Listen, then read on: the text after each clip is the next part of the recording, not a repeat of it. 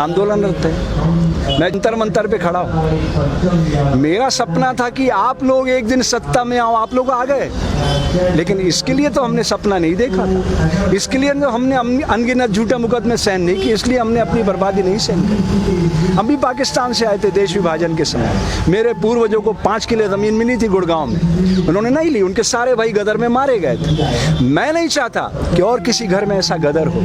Please आप मेरी भावना समझिए नरेंद्र भाई, आपने कोई बलिदान नहीं दिया देश के लिए, आपके घर से कोई मरा नहीं है। जिनके घरों में लाशें बिछती है ना, वो उस दर्द को जानते हैं। तो इस दर्द को समझिए नरेंद्र बाबू, इसमें आपका, मेरा, समाज का, देश का, मानवता का हित निहित है।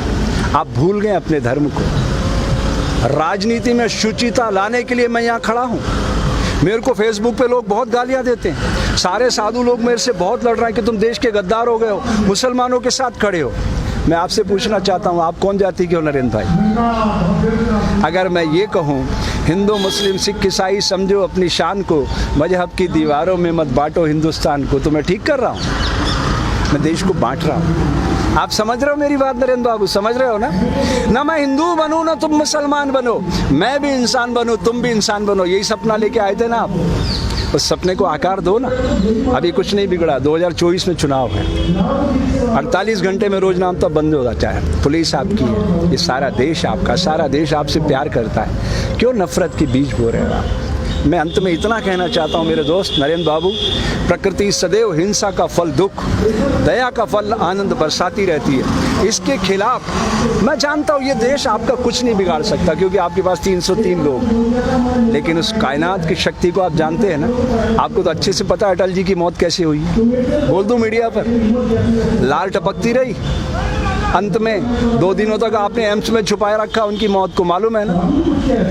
ऐसी मौत मरना चाहते हो क्या आप? अरे अच्छे इंसान बन के मरना, दुनिया रोए, हंसते हंसते जाइएगा। कबीरा, जब हम पैदा हुए जग हंसे हम रोए, ऐसी करनी कर चलो हम हंसे जग रोए।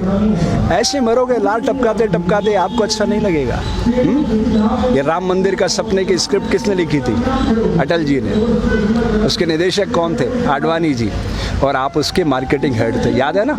उसी रथ पे खड़े होकर चिल्लाते थे आप। मुझे तो एक एक दृश्य याद है। मुझे वो भी याद है 25 जून 1975 की रात, दरमियानी रात, जब कलेक्टर ने मुझे बुलाया था और आप आदिपुर भाग गए थे।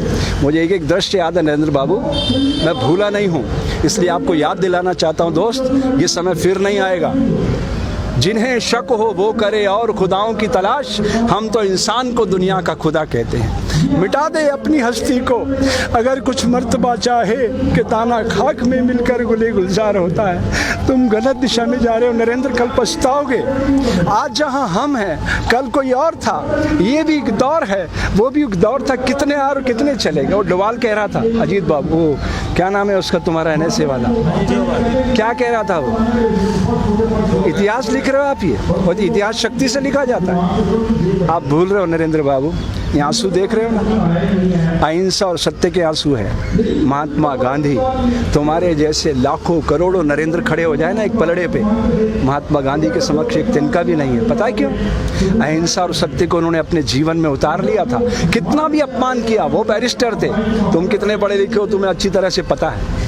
वो बैरिस्टर थे, सारे कपड़े उतार कर तन पे लंगोटी लगाई और निकल पड़े देश के लिए। आज अगर इस तरह दंगे हो रहे होते ना, तो मैदान में आ जाते और खड़े हो जाते सामने। वो एक शख्स था जो भारत में खड़ा होकर मुसलमानों की पैरवी कर सकता था और पाकिस्तान में खड़ा होकर हिंदुओं की पैरवी कर सकता, इसलिए महात्मा गांधी कहलाया। आप नहीं बन सकते इतिहास पुरुष, कूड़ेदान में फेंक दिए जाओ। इसलिए अपनी शक्ति को पहचानो दोस्त, आज नहीं तो कल। इस समय आपका इंतजार कर रहा है, अभी भी आत्मावलोकन का समय है। जय हिंद, जय भारत।